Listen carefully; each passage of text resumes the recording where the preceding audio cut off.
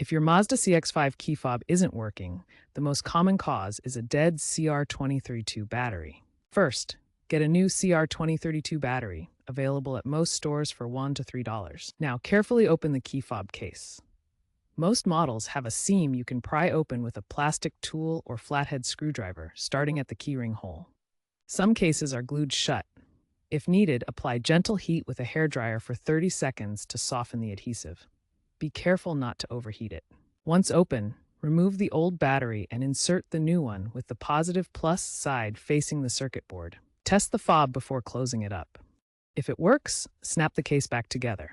If the remote still doesn't work after replacing the battery, start with these troubleshooting steps. First, double-check the battery is correctly installed with the positive side up and ensure it's a fresh CR2032. If it still doesn't work, try resyncing the fob by holding the lock and unlock buttons together for 10 to 15 seconds.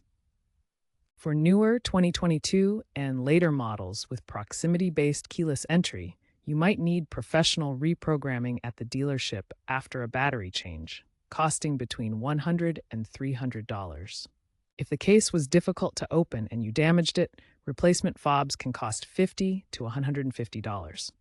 To prevent issues, replace the battery every 12 to 18 months. If problems persist, a faulty fob or BCM body control module failure may be the cause, requiring diagnosis by a Mazda dealer.